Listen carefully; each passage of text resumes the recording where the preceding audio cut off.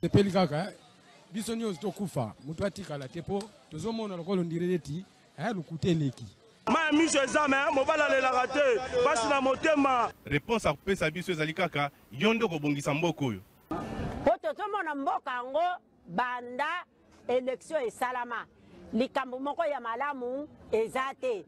Président oyo azobukonzi soki azalaka président soki azalaka nani o toyebi te. Elo tikali ezaka batia mura na FARDC baya babakisa ba awa pour tous les sortes ya ba voler baza awa batie bango ala na rompanga ba te fa nane ya totanga bula fufu to romole ya totonda te.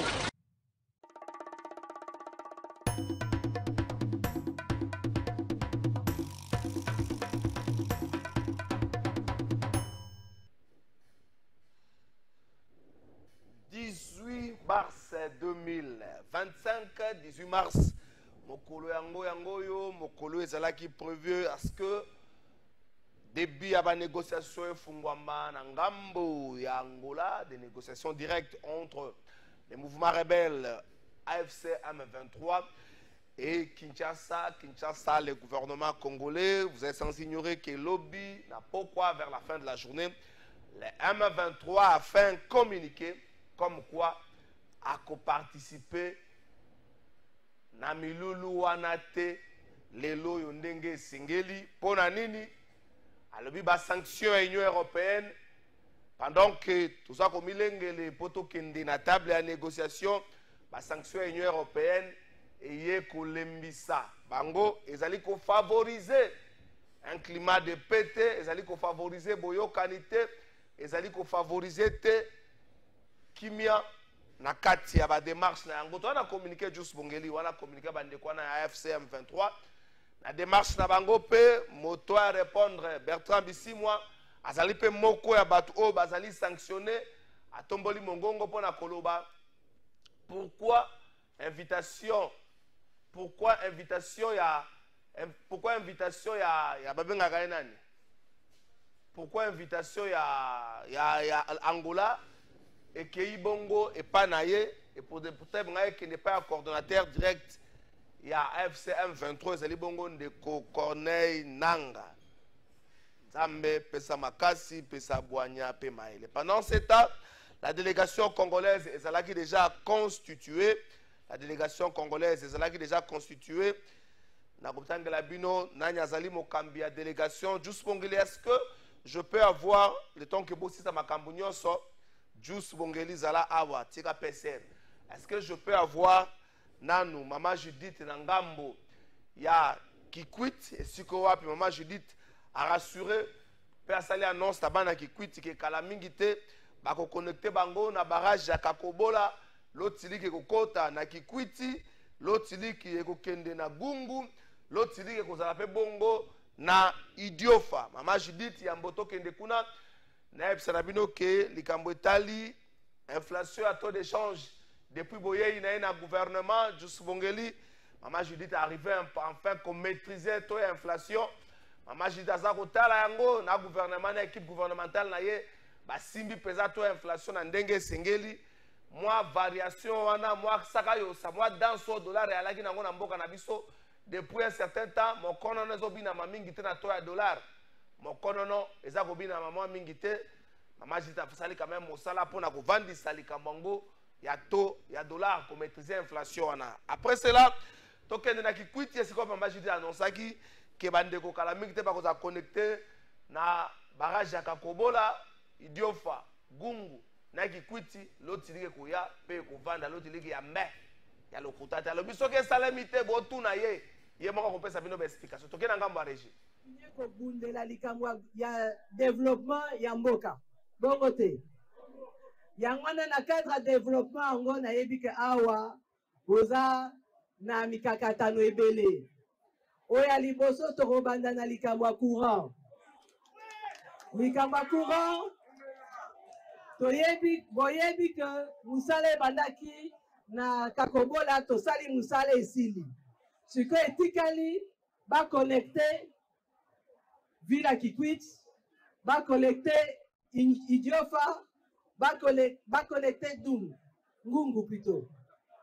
Ngai na pesi ba instruction. Pour na Kikwit toza déjà prêt. Donc na lobby ba banda kosala misala ba connecter Kikwit. Donc na mikole koya il faut bomona connexion à Kikwit. Soit qui est zate boye bisangai ngai na kozala responsable. Bon côté. Mais pour connecter Kikwit et lobby te que tobosa ni ba misusu. Ngai en tant que chef à gouvernement na kotalela likambo ngo po tobosa na Idiofa te, tobosa na Ngungu te. Parce que bino nyonso tout boza na droit ya ko bénéficier ya courant ya kakobola. Bon côté. Likambo nzela na sina yoki. Normalement, sont totali la province, surtout particulièrement la Grande Bandundu, à Ouatoza, province de l'agriculture, n'est-ce pas? Mais vous en avez besoin d'Anzela pour la cococasso qui boloni pour évacuer les produits nabino. Bon côté. Alors, na ici na yokanina, monsieur le maire, ngai moko na kene komona. Bato bele baleka ki moko zamboka yeboka lekaki. Abete la rabiso likambangwa mikolonyo soto azo ba gouvernement bozo zelani. Ngai moko lelo na okene kotala po likambwa koyoka likambwa kotanga na rapport et ça c'est une chose. Mais merci beaucoup bana Kikwit, je vois que boyoki bana Kikwit na yoki bochaki group bozota la biso boyoki maman juste annoncé que ba reconnecter bino na barrage ya Kakobola. Merci beaucoup. Tokende na ngambo ya Chopo kuna na ville ya Kisangani totala résumé ya milulu oyo minene oyo ministre ya finance mwana mboka Dudu Fwamba likunde libotai aselaki bongo kosala le week-end passé mokolo ya samedi 15 mars milulu asalaki masola memelaki bana Kisangani mobilisation salemaki wana message na ye na kosala ba commentaire te tokena ngamba reji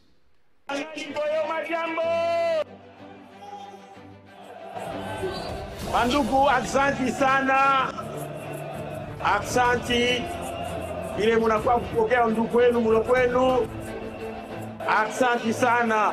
Na ye awa na message moko na generation na biso tolingi division te, biso banso tozabana papa moko mama moko eza bongo te, mutu aya kokabola bino awa te toyokani.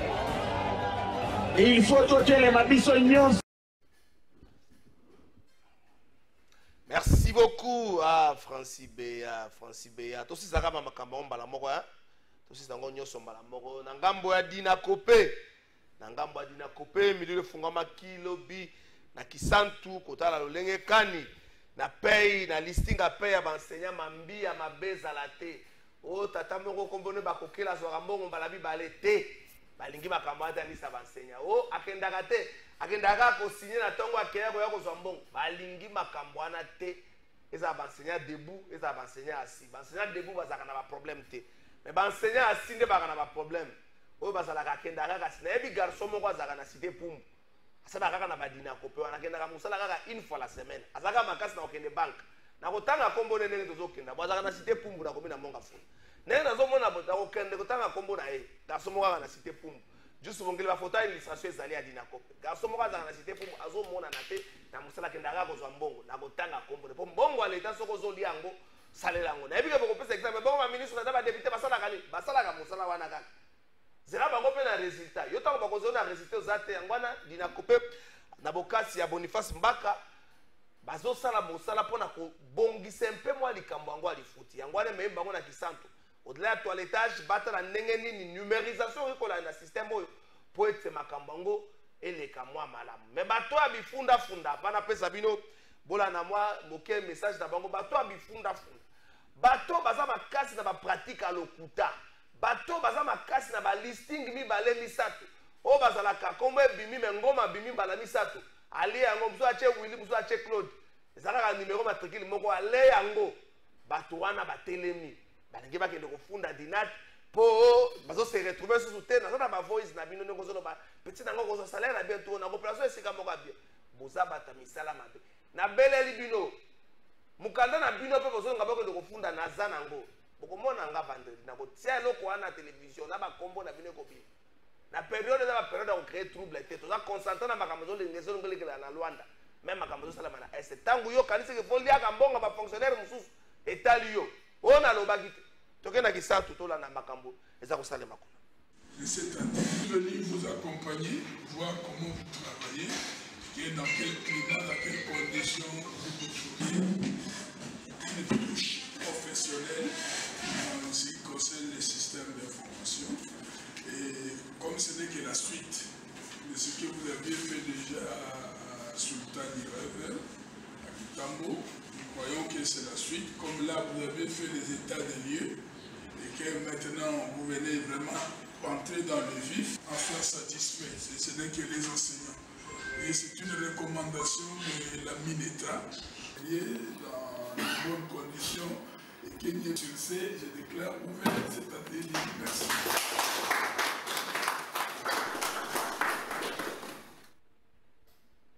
Merci beaucoup, émission Ebandi Sikoyo, Claude Ngoma, Patrick Sayel, Bango va inviter Nabiso. Il y a des sanctions contre quelques personnalités. Il y a le gouvernement rwandais, des sanctions contre quelques leaders. Il y a M23, dont Bertrand Bisimwa, Oyo Moto, Oyo Mokanda, et Tindamela Kiye, Poete Azala na Luanda. Des sanctions contre Bango, des sanctions. Il y a l'Union européenne, des sanctions NPC Rwanda, moi Bilobela, moi qui Pelekese. Il y a Paul Kagame a annoncé que Kata, la relation diplomatique avec le royaume de Belgique, a lobby que Belgique a joué rôle pendant que le problème est allé, a eu parti Moko, au lieu de juste au milieu du village de l'église, il y a eu parti Moko, à Sidi Bongo, qu'on soit côté à la République démocratique du Congo, et c'est la raison où le M23 a péci pour boya M23 FC pour boya na table. Il y a négociation. Est-ce que ce réfi, il y a une table de négociation, est-ce que l'Ingi Kolobake, chef d'État Félix Tshisekedi a raison de a briefing presse, on a fait Salaka, alors le président angolais, ce que c'est la table de négociation, il a raison pour passer dans ma cambo ya Kolobate. Est-ce que le chef a raison? Comment tu veux entreprendre à venir dans Ngonga Oyo? Tu veux entreprendre à venir dans Congo Ndengenini? Est-ce que Luanda, c'est une occasion ratée de faire la paix? Est-ce que Luanda est bon conjugué désormais au passé? Ou encore, ils ont une stratégie de la part de Bandekouana pour tirer des choses à longueur, parce que zonga na bango na table ya négociation. Que l'attitude du gouvernement congolais Bongaza Nango Nangoboyo face ya refus wana. Mbote na bino esika bozali République démocratique du Congo héritage ya famille Tshisekedi te ya famille Kabila te ya famille Kengo te ya famille Bemba te République démocratique du Congo héritage ya ba Congolais nyos. Est-ce la fin de Paul Kagame? Des sanctions comme ça, est-ce la fin de Paul Kagame? Qui se cache derrière Paul Kagame? Oyo azwa courage pour annoncer rupture à la relation na Belgique. Peu à peu, c'est un diplomate belge quelques jours pour pas quitter les sols congolais, les sols rwandais plutôt. Qui se cache derrière Paul Kagame? Est-ce que nous assistons là à une hypocrisie de la part de la communauté internationale? Maître Claude Ngoma na question. Mbote mingi ndeko na ngai Trésor Kalafai, mbote na bakongomani nyonso oyo bazuli bakuya kolanda biso na ngonga eye na ba onde ya Congo Web TV. Tika pena pesa mbote big salutation na l'honorable Willy Bakonga, l'architecte de la gratuité en RDC, l'enfant chéri de Fachi Béton. Papa. Vraiment. L'enfant chéri de Fachi Béton. Ben oui, pourquoi? Parce que nous avons biso pour nani na lobi bongo. C'est tout simplement parce que le président Félix na mandat na ye o ezali ko kangaye ya motuya ezali gratuité enseignement. Et que ba Congolais ba ko kanisaka toujours tata mokonzi ekolo na initiative monene ya zwaki ya gratuité pour enseignement.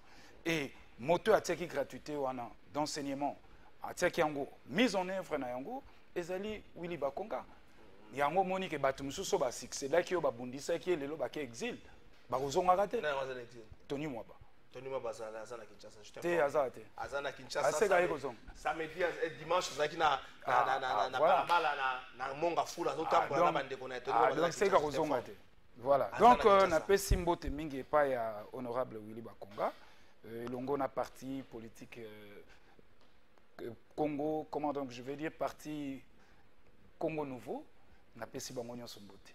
Merci beaucoup. Moi nous allons quand même maîtrise à combat parti. Oh putain na Willy Bakonga na kozo mata wa brete boy.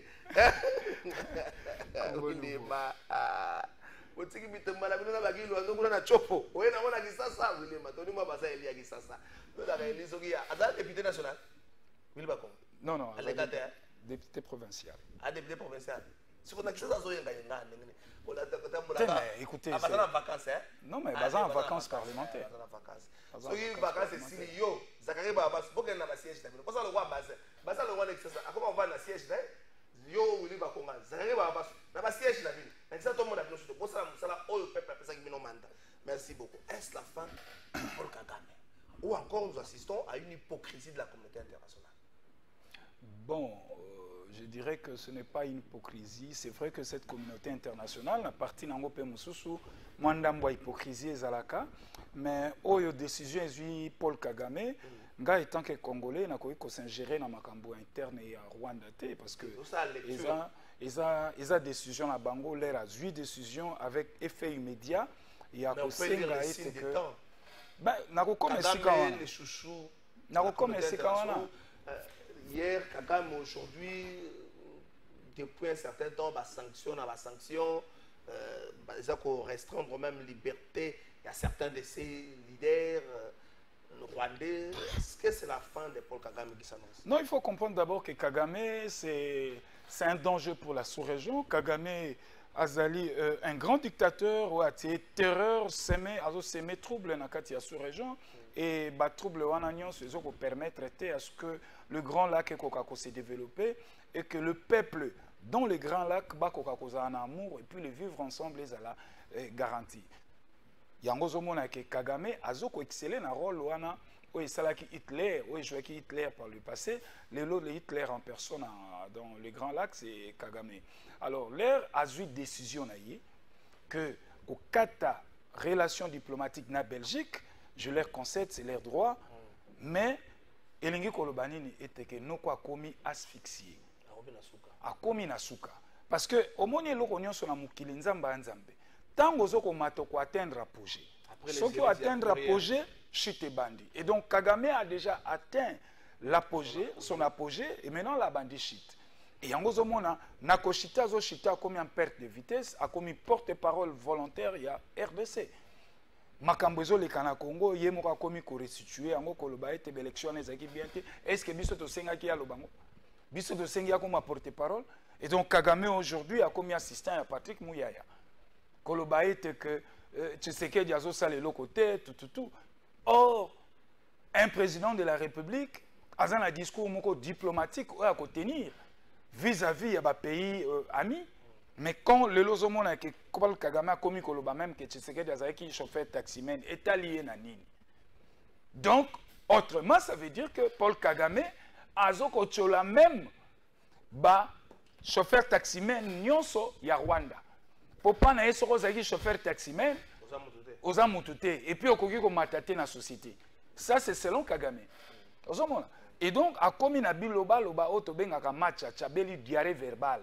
Parce que Félix Tshisekedi, avec sa diplomatie implémentée par la Première ministre et Madame la ministre des Affaires étrangères, Thérèse Wagner Kaikwamba, et Kangi est donc basé prise en étau. Yango Monique marge à manœuvre, qu'est-ce qu'il faut faire? Il faut se victimiser.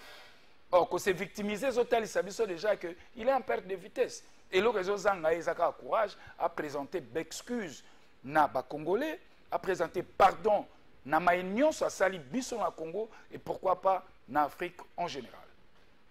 Bonjour de Kalafa et gouvernement ya Union nationale na zomo na ngonde ti kozala bolingo ya 5-5 na ban niveau ya motivation vieux Jean Azanango ezobima on dirait yende dauphin aloba po tokota déjà na studio son okozwa eleki ya Kabila na Katumbi ayembaka mais ayebaka ba oyo bazokumisa ye lelo baza makasi na ko kabela batu ba nationalité soki bazoloba lisusu munoko moko te atuna kamere na fayelu bayebi oyo bango oyo ya bango mama Rachel na baki na kotanga susu ba message na yo te. Bonjour ndeko na pesing oma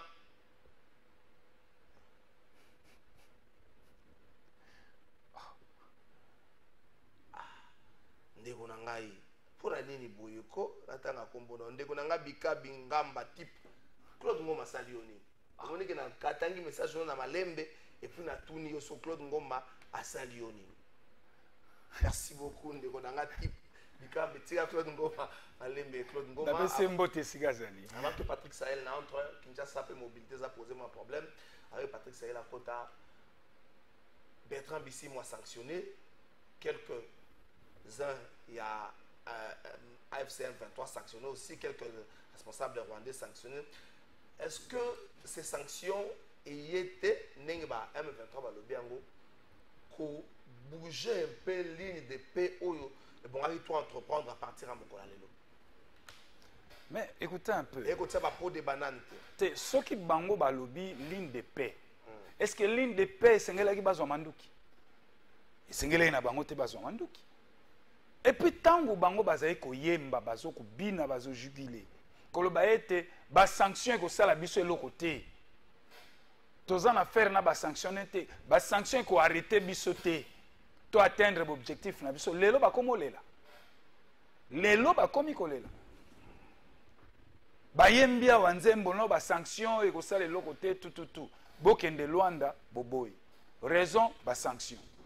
Donc na mutu ya nanga na bisimwa makilo nyonso bango batangisi et pas na bango balingi surtout caresser bango to pesa bango mabele bamela ngana kanisi ete que ba sanction où il fait continuer le souk au pleuvoir sur bango encore que au-delà des sanctions ils sont aussi sous condamnation parce que jugement Mogezalia ils ont condamné bango à mort. Nous devons exécuter ces jugements parce que bisimwa tala conférence na utaki ko sala dernièrement azol kosa population azoko manipuler population ko loba ete que batuti balingi bango na Congo te batuti bazali ko massacrer bango na Congo soki toboyi batuti na Congo biso to kende to tikela bango Congo po Congo ngweza ya tata na ina ya mama na revendication identitaire. Revendication identitaire. Mais est-ce que cette histoire de revendication identitaire passe encore au Congo avec tout ce qu'on a comme métissage culturel? C'est ça. Comme fonds de commerce na bango revendication identitaire. Mais est-ce qu'il faut comprendre pourquoi bazo diembe na revendication identitaire? Et moi j'ai aimé tango Alexis Guizaro à répondre na bango, c'était vraiment une réponse solide. Et depuis lors, oyoki bisemo alobi lisusu. Atikalo lobate. Donc, tout ça affaire n'a pas ventilé moko ba tenter chance na bango na Congo. Et les lots n'a pas dénoncé. L'Église catholique, les SSC sont en mèche avec les M23. Mais parce que bateau ba repesa bango matoi mangbongi ezali bon écoutez, Kagame ndenga zali wana na Rwanda. Akoki kondima basango na ye. Banganga nzambe na ye bakatisa baya ko solo na ba FDLR arrondiment ngote parce que c'est une trahison et cause la trahison et tangu ba nganga nzambe balongwe awo bakei ko mona bato bako boma bato ba oseme ba terreur bako boma bande ko na biso po ba solo na bango et donc pour Eric Senga pour na Chole makilana nyonso to bosana. Moi je pense que église a kokite kozonga na rôle na ye ya kala ya kosala politique. Et puis église il faut batika la kaka na église. Batika la kaka na rôle na bango ya kote ya bato. Kotel sabatu nzela likolo. Soki bango ba na monde politique eza ya kaisa la ba ko sani. Et donc lelo nanga et consort bisimwa wilingo mabango nyonso bakomi asphyxié baza sur la marche à manœuvre ko salate voilà bango bato bazali ko exceller yo so mona mon cher ami Congo oyo tokoko kenda nango boyite mon cher ami ti tokoko kenda nango boyite bango wana bato babetaki tango alobi alobaki ko négocier na ba patente ye wana tozo kende négocier na ye balobi ba multiplier ba compte tweet ba multiplier partout na ba réseaux sociaux jour J un jour avant jour J ba claquer porte ba yete siko pona bango to longolela bango ba sanction donc Félix a plaidé pour na bango ba sanction longa po ba ya po bango ba banani ils doivent subir la rigueur de la loi. La loi nous sommes à Congo to ya l'Union européenne. Bonjour Ndeko Kalafay, la RDC traverse une fois de plus un moment crucial dans la quête d'une paix durable. Le refus affiché du 1-23 de se rendre à Luanda pour participer aux négociations prévues ne peut être pris à la légère. C'est un signal de mépris envers les efforts diplomatiques régionaux, un défi lancé à la communauté internationale, mais surtout un affront direct à la souveraineté nationale.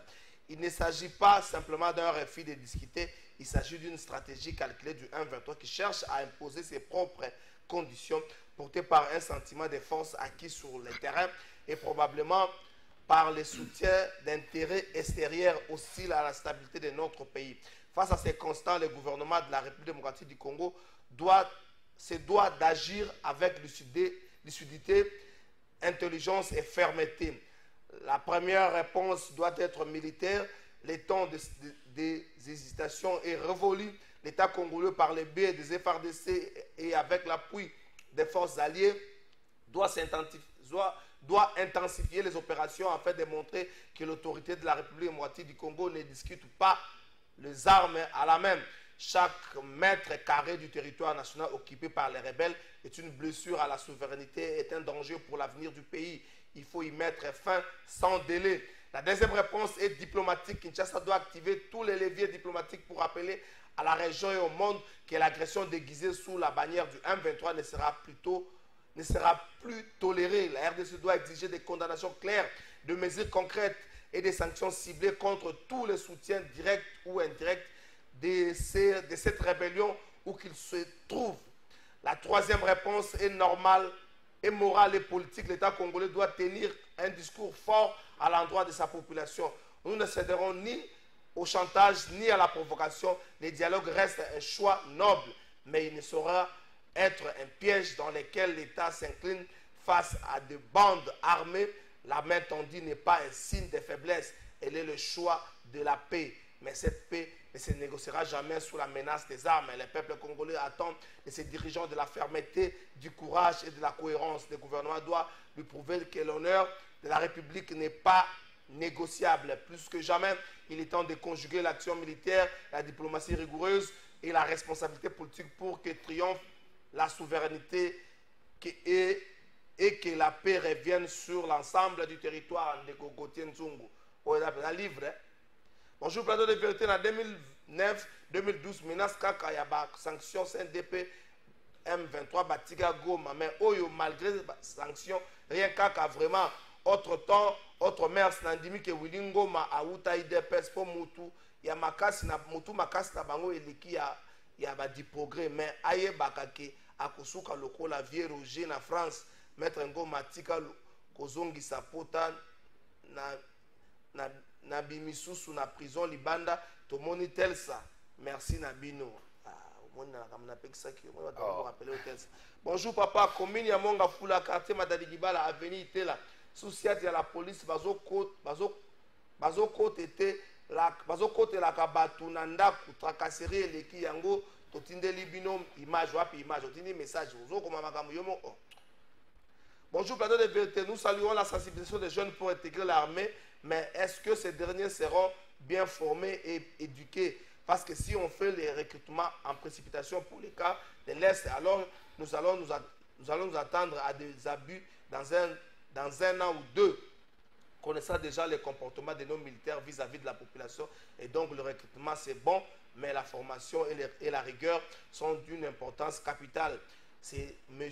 Jean-Paul Ambinza. Nazo benda temps pour Nandeko Patrick Sahel, mais j'ai comme l'impression à Rokoma Naël, parce que des fois le bagi n'a eu moto, est-ce qu'à Rokoma proposer un élément mon na mais Robengaye, ce qui n'a pas conseillé proposer un élément à maman Judith, à ce ben data pour naïe, ça serait déséquilibré, mais dans ce moment le rôle là, à Rokoma Naël suscité parce que proposer un élément mon na mais Robengaye à maman Judith. Merci beaucoup. Continuer ko bundela likamwa ya développement ya mboka. Bon côté. Yangwana na cadre développement ngo na yebi ke awa oza na mikakatano ebele. Oya liboso to robanda na likamwa courant. Likamwa courant to yebi boyebi ke musale bandaki na kakobola to sali musale esili.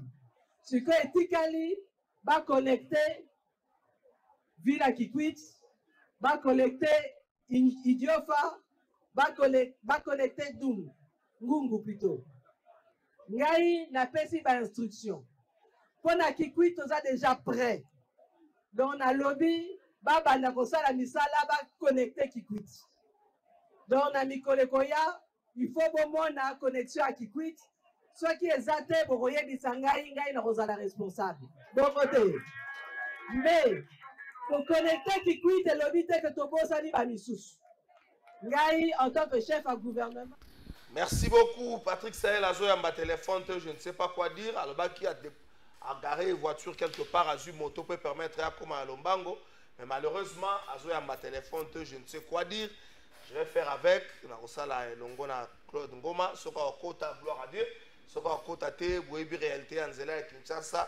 Pendant que tout solo va Daniel Bumba, bandi na ye ozokolaka makama ba transport au Bemba non soko ozokolanga au Bemba ebongo bato ya Matadi ba okolanga pe Bemba chaque province a une autonomie à gestion a une capacité à kolengela banzela ne banzela ya kati oyo eza banzela za ko appartenir na responsabilité za sous tutelle ya ville eza gouvernement central te bobo kanga bango Bemba mbuka ngamande Bumba asala musala obiloko yer moko bo so tala boy bazolukelo ba problème basala soki ndenge nini eza mwa malamu mingi penza te Claude Ngoma to pusana ndima ke tozana yo moko to kende bongo zona turbulence ko za mwa makasi mais to kera bongo atudi ni gouvernement congolais ko zwango nango na Congo après ce refus après tout ce qui s'est dit 18 journaux ngo aleloyo un rendez-vous raté pour la paix to benga on ngwana.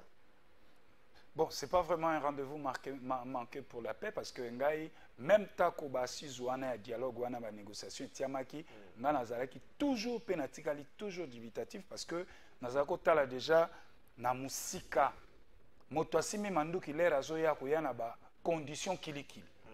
Et que ba condition au Wana, je savais que le gouvernement congolais a Kotikalaka jamais quoi appliquer. Et donc, dialogue wana même tabango bayaki elinga robota kaka suri donc elinga robotelo ki malamu te zéro libungu tulo elinga robima na kati. Pourquoi? Parce que toyebi déjà o ezali comportement ya badongolo miso na biso ba M23 et encore ngana zo senga na gouvernement atinda délégation bakenda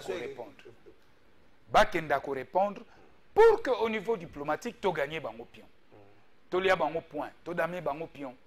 Parce que si tu as bango pied mais bango baza ko continuer ko kamba moi biteni ya mabeli ya koko. Oui, mais la réalité sur terrain. Oui, mais justement il y a une question éminemment importante. Attitude du gouvernement congolais. Premièrement, to tindi bato to répondre na appel sur le plan diplomatique et à sous-région. Toké Angola, délégation na biso qui va constater que l'autre partie y était. Deuxièmement, l'attitude du gouvernement, c'est de nous organiser le front. Kobongi c'est la biso ndengeni ni siko au gouvernement ko lancer maintenant assaut pour récupérer ba territoire deux provinces ou na ba territoire na ba ville pour que tokoka kotia hors d'état de nuire nani o bazali ba terroriste na biso. Troisièmement, elinga ki pe kozala lisumu moko monumental pour na biso na histoire ya monde entier. Qu'un État a qu'un négocier avec les terroristes. On ne négocie pas avec les terroristes. Non, c'est un principe universel. Groupe rebelle, beaucoup négocier, mais les terroristes, beaucoup qui négocient dans Bangote. Parce que le terrorisme est un virus. oyo mokili mobimba ezosenga tokoalize mpo tokoka koextirpe mabe wana elongwa libela ezonga lisusu te. Mais tala esika oyo nazosala analyse moko mosusu eke nazomona ke même na sous région sincérité vraiment eza mingi te. Pourquoi nazoloba bongo? Assise ya Luanda ezali relative na résolution 2773. Résolution wana ezolobela obeba groupes armés. Et awa na dialogue ya Nairobi ezalaki ba groupes armés nyonso oyo baza na ba activité ya makasi na Congo et oyo bazalaki recensé. Nde yango ezali processus ya Nairobi. Mais nakotala le comportement ya Lorenzo, le président angolais. Nakotala esaleli na ye. Et pas ya Lorenzo asali nini asangisi deux processus. Est-ce que c'est pas un nouveau processus? Te asangisi ake na logique ya SADC. Na sommet basalaki SADC et assez basengaki jonction, il y a deux processus. Et maintenant sur ce plan-là, Lorenzo ne nous a pas dit que effectivement asangisi les deux processus. Maintenant esaleli na ye, toye komona ke au lieu que les groupes armés baya, mais bango ba invité mingi M23. Cela veut dire quoi? Ils allaient déjà en torse na processus aussi banangi na Nairobi. Parce que le lot, même taba M23 ba keite, na bananga bango nyonso ba keite. Maintenant tout le monde a ba Kodeko, Zaïre. Mais ils n'étaient pas invités. Mais c'est ça maintenant dans nos biso que il y a on a zo benga donc neti complicité moko ezali pa Lorenzo. Mais est-ce que Zaïre, Kodeko, baza contrôler ba territoire na Congo, ils ont biloko ba bimaka lokwa bana kuluna. Bah écoutez, soki bango bazoko lokola Zaïre ba Kodeko bazoko contrôler territoire mon côté. D'où il faut tozonga na processus il y a Luanda. Or le processus à Luanda c'est là où on parle de l'agression. Nullement processus à Nairobi est de l'agression. Processus à Luanda est de l'agression à occupation. C'est là où maintenant, M23, qui maintenant va partie RDC. Mais ici, il ne s'agit pas de ce processus de Luanda.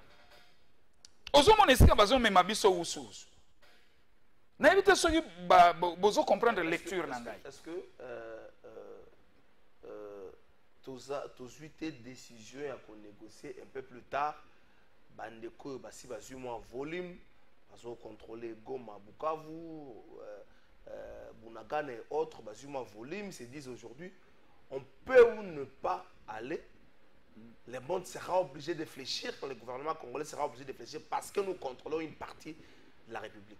D'abord, nakosenga d'abord yomoko bongisana no moi parce que le but est-ce que tu sengi dialogue tu sengi tondimi yango na moi retard tondimi pe dialogue on avait pris acte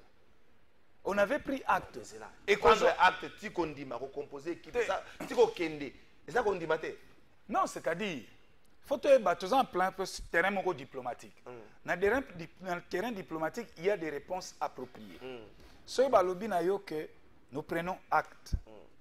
Bandimité, baboyi pété. C'est ça le langage diplomatique. Te na lingala no webate. Et once photo kondola Maurice Grévis à lingala. Donc, mais dans les cas sous examen, pour évoluer bien, biso Congo to la kisi paria bonne volonté na biso ya participer na basuse. Et ce qu'on dit même Tina Salama, leur communiqué bimaki abaki nous avons pris acte. Et Tozo Zela. Madame Tina Salama tika. On a période à ma baie. On a Madame Tina Salama tika. Lobano makambozo loba. Nazo paraphraser. Te koloba makamna ete. Koloba te. Nous avons pris acte. Elle ne peut pas dire nous avons pris acte. Elle ne peut pas dire ça. C'est une faute grave à communication. Non, écoutez. Un attaché de presse, un charcom, alobaka te na mokonzi na yeto sa communication. Aloba nous. Mon conseiller moko. Wana to kota na terrain wana te. Ok, kota na terrain wana te. Wana ya terrain na communication, nga na sala communication te, mais j'analyse comme étant politique. OK. Luanda, processus wana ezaki déjà biaisé. Ça c'est selon moi. Mais ce qu'on a eu là tout dans moko. Kagame a boyaka koya le 15 décembre na Luanda. On a dit à qui table. Ça n'a rien changé sur le terrain. Pendant ce temps, nous avons encore sous le contrôle il y a le gouvernement congolais Goma et Bukavu. Après ça, il y a eu 2 avancées sur le terrain, na faveur na bango. Est-ce qu'aujourd'hui, ces répits va changer quelque chose sur le terrain? Au-delà des discours, au-delà des sanctions, c'est le terrain qui pose problème. Voilà. Or, comme c'est le terrain qui pose problème, ceux qui bazu bino ndako, babotoli bino, les résolinga koya ko récupérer, n'est-ce pas, il faut bonga mamalam. Donc, en ce net moment, ne pensez pas que nos FARDC bakangi maboko. Ils ont un secret militaire. Ils sont en train de préparer l'attaque pour récupérer. Mettons la question. Depuis Bazui, 2 provinces, Nord, Kivu, Sud Kivu. C'est pas chef des provinces. Bon, Bazui va chef-lié. Pourquoi Bazui a avancé? Parce qu'on a invité ce Baeki Nango, Bakoko comme a déjà Kalemi. Mais pourquoi tu ce qu'on va comité? C'est que il y a un grand travail qui se fait sur terrain. Les Ouazalendo et les FARDC se battent régulièrement sur terrain. Bah, empêcher Bango va avancer. Et moi, Claude Ngoma, na lobby yango na plateau na yo. Les lotosa, les 18. Torokoma a jointé, ils seront déguerpis. Nos FARDC vont récupérer toutes les localités na ba chef lié. Parce que où tu le bango bien. Ba yete ba séché. Avancer zaté sur terrain. Mais avancer zali sur le plan diplomatique. Sur terrain, travail zali ko salema. Est-ce qu'on peut avancer sur le plan diplomatique? Tout le monde y a avec la Russie et l'Ukraine. Cela n'a pas empêché à la Russie de continuer. On a pas idée expansionniste, on continue même temps on a un processus de paix. Mais ça doit battre, on a récupéré nos points, on a récupéré nos. Pensez pas que tous autres calatés bernés par bas sanctions, bernés par certains dires entre guillemets, il y a des diplomates occidentaux, au point où d'oublier l'essentiel, il y a des marches, il y a reconquête, il y a des territoires occupés. Mais non, on n'a pas oublié notre démarche. Qu'est-ce que je dis, notre objectif? Il y a reconquête, il y a des territoires, et d'ailleurs, il y a en priorité. Mais maintenant, il faut comprendre la procédure. Nous avons 2 fronts. Le front diplomatique et le front logistique, le front, il y a guerre, il y a bataille. Front, il y a bataille, il priorisé. Diplomatie peut accompagner. Ndengo uti ko pesa. Ukraine, Russie, bazoko solo la. Mais na terrain, bibunde les alliés. Également, on a biso. Moko ta koyebisanga ke ba FARDC na biso bakangi maboko. Moko ta koyebisanga ke nange sika vandi azome la champagne. Yepe sika vandi azana keba keba. Azana keba keba parce que soka lali muke fa la muka. Parce que azoye bate oye koko komele na seconde ekoya. Ozomona ndenge tozali. Mais awa le problème na biso awa eza que na ba table nyonso à négociation, Lelo Congo a gagné déjà sur 100%. Il y a bataille diplomatique doit atteindre déjà 50%. Et les 50% aujourd'hui, ils ont placé biso en pole position en force pour que tokoka ko bouter bango hors d'état de nuire. Ba bima na territoire national na biso. Parce que ba o bazo soutenir dialogue mon cher ami. Bacholé, Eric Senga, tout ce monde. Bah, il dit bien qu'avec négociation, Willingoma ou Azali sont en grade de ceux qui sont sergent, à quoi comme général. À quoi comme général. Nanga aya comme vice-président. Mais ça sera insulte. Na ba mémoire ya ba Congolais nyonso ba kofi. Ceux qui to kena Luanda. Makambo yo komate. Mais yango. Qu'est-ce yango yo ndeto boya. Donc ndenge ba yete un avantage na biso. Ne ba yete ezan avantage na biso, ezan désavantage na bango. So soki ba ye et soki ba ye ba ko senga ba ko tia ba condition. Et ba condition ba ko tia ndenge na yebi fachi béton. Akopesa bango ngote. Encore que soka pesa on peut réfléchir. J'arrive zana sukana 2022 tobo sanate. Il y a eu une loi qui a été votée dans le Parlement contre mixage, brassage biloko wana nyonso loi mobimba ezali eboyi yango toboyi na biso te que sur un terrain politique emataka likolo ya mobeko mais ngai nakoloba yango soki lelo Congo gouvernement congolais andimi réinsertion makambo wana nyonso c'est que infiltration est commis éternellement retenue na Congo. Ngapé lobby Claude Ngoma son na sepelti na zongi na zui manduki boko pekisanga te. Alors à quoi servirait cette constitution? C'est là. Ce qui est na table à négociation. Bino boboyi ba revendication na bango. Je sais pas boboyi yango d'une manière catégorique, il y a rien à prendre pas na bango, boboyi bango peut ba boyi ba négocier ba revendication na bino. Donc ces négociations n'ont servi qu'à perte de temps. Mais chacun retient à la campagne a positionné. Alors, quelle a été alors l'utilité? Il y a négociation. Mon cher ami. Que chacun reste dans son coin. Sur une table, il y a négociation. Il y a des concessions à faire. Il y a des concessions. Malgré toutes les concessions, il y en a à faire. Mais et comme à un moment donné, vous souhaitez qu'il y ait des poissons boyokanité. Et comment jusqu'où vous pouvez aller la délégation congolaise en termes de concessions? Jusqu'à quel point, selon vous? Non, par exemple, au nom de la paix, qu'on accepte que les amis qui ont pris les armes contre la République bazonga na mboka va s'installer la capitale, la police, l'armée, la classe politique, la classe dirigeante, délégation congolaise à niveau là. Ça sera suicidaire pour notre pays. Et vous avez suicidaire pour notre pays.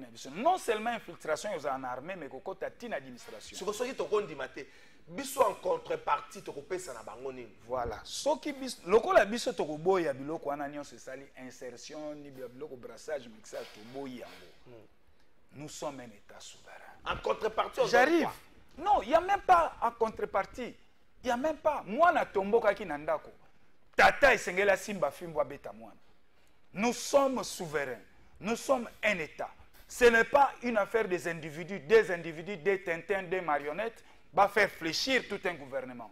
Non. Le gouvernement doit prendre ses responsabilités et le peuple congolais doit prendre ses responsabilités. En contrepartie, tu coupes ça nini. En contrepartie. En contrepartie, c'est la guerre. Et c'est ce mandukele. Donc, si c'est comme ça, je vais vous dire, mon cher ami, Moba 1, Moba 2, Shaba 1, Shaba 2. Au comparant, on a aventure à Bananga Basali. Quand Mobutu est allé prendre les Marocains et les Français, a foutu 2 milliards de dollars. Au comparé, on a tenté à Bananga. Ça sont encore des aventures. Bissomo en interne, ceux qui te vendent, c'est décidé. On met tous les moyens en marche. 2 mois et belé pour déloger Bango. On met tous les moyens en marche. Oui, 2 mois et belé pour déloger Bango. Attendez. Vous êtes juriste. Tant on met tous les moyens en marche, 2 mois et belé. Donc, on que jusque-là, on ne prend pas. On ne considère pas trop l'ampleur il y a Makambo Bazo ça là, c'est pourquoi on ne met pas tous les moyens en marche. Non, c'est-à-dire ici, les moyens sont mis en marche, mais ces moyens ne sont pas encore bien définis. Pourquoi? Je m'assume. On a un exemple à Mobutu. Bolo bananga teke Mobutu azanga ki armée hein. Tozali na ba phase A force armée zaïroise. Ezalaki makasi. Mais pourquoi Mobutu a fait recours na ba marocain na ba français? Et à Kendaki te kozo ba mercenaires ya simanda kuté l'armée marocaine, l'armée française nde bayaki kolongola bango et l'état zaïrois à l'époque a foutu bango bongo. C'est de là où moi je vous parle de notre souveraineté, de notre responsabilité. Ceux qui ont eu un partenaire sérieux, tu poni pays mokaza sérieux. Ma solo kei ba solo. Ba sengi biso facture. To sengi bango facture. Total les factures bon ça me va. Baye ba sali boulot ba redéloger bango. Maître Ngoma, la semaine passée, Samir RDC, à travers le sommet et chef d'État et chef de gouvernement SADC, a annoncé qu'il retrait Nango. Je suis vu moi-même le président sud-africain. Le but, c'est au nom de la paix, pour que tu permettes la phase de paix et en concrétisation. Si la sous-région nous demande cette phase d'applicabilité de cette phase de paix, et que vous revenez encore avec des discours, non, on peut chaque fois faire recours à la force. Est-ce que nous voulons la paix dans la sous-région et dans notre pays? D'abord, il faut comprendre que Samir RDC va quitté pour couper sa paix. Quelle a été la mission? Quelle a été la mission? Résolution à Bango, elle n'a jamais résolution offensive. d'observation. Et encore pire encore, va retirer Samir RDC. Le plan de retrait n'a jamais été défini avec le gouvernement. Bazwa qui décision à Bango à côté de la force, ils n'ont pas consulté le gouvernement congolais. Bango moko ba yesu ba retirer yango na ndenge na bango moko. Le gouvernement congolais a pris part na masolo nyonso wana. Mais ce que le gouvernement congolais avait pris part na ba masolo nyonso pour que bango ba ya pour que bango ba ya décider retrait. Mais retrait, n'est-ce pas que retrait peut faire obéir na même processus et senga ki bango ba ya. Mais le chef avait pris part na sommet aux décisions à retrait ça la Mon cher ami, quand il y a une mission de paix, oh, ils ont déjà décidé de déployer dans X territoire pour retirer Bango. Na gouvernement, il faut vendre les sous pour solola au babengaka processus y retrait, procédure y retrait. La Monisco tozana Bango a combien de fois pour retirer to vendre na ba table la négociation pour to définir ma mécanisme y retrait na Bango. Est-ce que cela a été le cas na Samir RDC? Voilà pourquoi Claude Ngoma nazo bake dans la sous-région. Tozana ba partenaire sincérité. Bango nyonso baza wana bazana biso boye keba. Ça tout temps mutuna. Ce qu'on dit dans la sous-région, toi na ba partenaire sincérité. Est-ce que ça ba partenaire baza sincérité to biso ne doit sincérité? Non, ba partenaire ne ba sincérité. Je le dis. Comment ça ba partenaire vous savez, on peut comprendre au Bango na EAC. On peut comprendre. Mais to yebi ben fort ya Sadek et ça là na mboka oyo. Au lobby bien, ben fort ya Sadek à Salaki na mboka. Mais c'est toujours Sadek wana oyo Salaki ben fort na mboka oyo. À ce temps, ba dirigeant au bazali qui on a bangote bazalelo. Je vais vous dire par exemple le logo Beti Lisola Sadek. Sadek na 27e sommet na Bango. Le Congo agressé, Mouzé Laurent Désiré Kabila en pleine session. Kagame Museveni Bavandi. Mouzé a pointé Bango du doigt. Alors, s'il y a l'insécurité dans les Grands Lacs et si le Congo est agressé, c'est Museveni et Kagame. Kagame était exclu, la même séance, exclu na Sadek. Museveni avait demandé des excuses. Séance tenante. Et d'ailleurs, Balongwa qui même. Parce que ça y est sous session. Tala Sadek wana, tala Sadek alelo. Tala Sadek wana, tala Sadek alelo. Alors, Bungi Tolobani. Le Congo est agressé. Na sous-région. Bazo même abiso politique à Oussou, diplomatie à Oussou. Na région. Yebisama pays nini oyo elati likambo Congo. Et yo c'est la pays mobile à likambo. Voilà. Nous vivons dans un monde des intérêts. Est-ce que vous avez essayé un peu de ôter en vous la ratio? Le président Félix a été dans tous les fronts diplomatiques. A bougé la ligne sur le front diplomatique. Mais comment comprendre la diplomatie au niveau régional? Ils ont pesate. Pourquoi? Parce que Bakoka Jean Bezali, na bateau bazana caractère, bazana attitude moko, il y a duplicité contre la RDC et dans la région. Mais au niveau international, nous avons des fruits. Il faut dire au niveau de l'Occident, parce que la sous-région c'est aussi à l'international. Il faut dire au niveau de l'Occident. Bon, au niveau de l'Occident, je vais dire. Au niveau de l'Occident, tous en a résulté escompté. Dis-moi, quelles sont les sanctions éliminées à SADC contre les agresseurs? Parce qu'ici, on parle d'une agression. Ne peut pas faire ombrage à l'exécution effective des sanctions qui viennent de l'Occident. Mais mon cher ami, la sous-région ne peut pas faire ombrage. D'abord, la conséquence à sanctions, va retomber à sanctions. Pourquoi des éléments? Pourquoi la sous-région ne peut pas faire ombrage? FC Botamian, na Kenya. Hein? Voilà. Thomas Lubanga farce dans tout ça na Ouganda. Comment est-ce que vous avez la sous-région et ombrage? Si au moins les pays de la sous-région aujourd'hui va servir de plateau d'or na Batouana. Peut-être tant que na lobby ba osala ba ombrage te ngana tikali na ba otobenga ba basique ba basique. C'est-à-dire Congo membre ya EAC, Congo membre ya SADC, Congo membre ya CAC. Un pays agressé, c'est la communauté Mobimba qui est agressée. Je suis dans ce volet-là. Mais ici, na bengi yango duplicité, pourquoi outiko tanga yango toutes ces forces négatives ezobotama na ba pays na ba. Yango zomona moyen bayana bazala sincère na biso ezate. En fait, bazamba double carte. Bazamba double carte. Et moi, je demande au président de la République de ne plus faire confiance na Batoana. De ne plus faire confiance. Que le président de la République a rappelé tous les généraux en retraite en consultation. Pour quelle finalité? Ça serait quoi le... Mais les Bengi ba généraux toi en retraite en consultation. Les Japonais ont préparé représailles. Pour que représailles à la costaud. Tous les généraux en retraite, venez, je vais vous consulter. Ndenga sali appel à ouverture politique, non? À fond moi, il peut pas na généraux. Est-ce que la tokena kitsa mukongo zo ngaya? Est-ce que makambo ngaya bana Luanda et ko lembisa te lisolo wana oyo zo kende po bota gouvernement d'union nationale? Non, il faut lembisa yango te wana ya makosolo musu. Wana tozana volet politique, ouverture politique ya mokonzi. Et puis que ba opposant mingi baza d'accord te na démarche parce que kato solo la nanu na format peut-être ya Kinshasa ndenge Martin Fayulu kaboni ba bango sur la format Kinshasa pour tout seulement monsieur. Non, format Kinshasa ezali d'abord les loto e bango auteur. Il y a dialogue de Kinshasa c'est Fayulu. Basango il faut pas foutre droit d'auteur et pas Fayulu. Basango il faut pas faire droit d'auteur parce que bango ba komo dialogue à Kinshasa.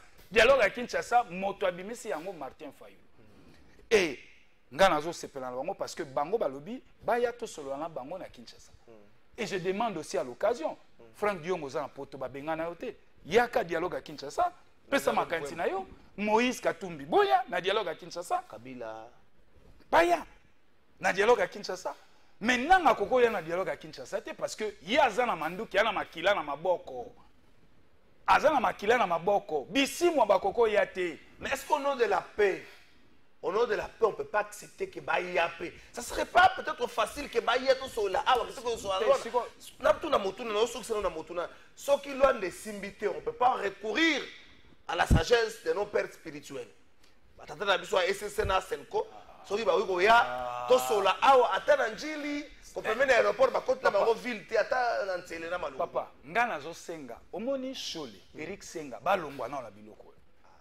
Mbula mukoloni ni bomona ba conflits armés na monde entier basango na ba protestants ba réglango kaka na Congo ba guerre ba rebellion belé botama na Congo na nani na mukilia même na Afrika yebi sangai awa na Soudan du Nord Soudan du Sud bazaka na basango te kuna sobitu msezo botama bazaka na banani kako ya biso nde awa yoka Eric Senga yoka ka Cholo yao mais si nous leur faisons confiance biso peuple.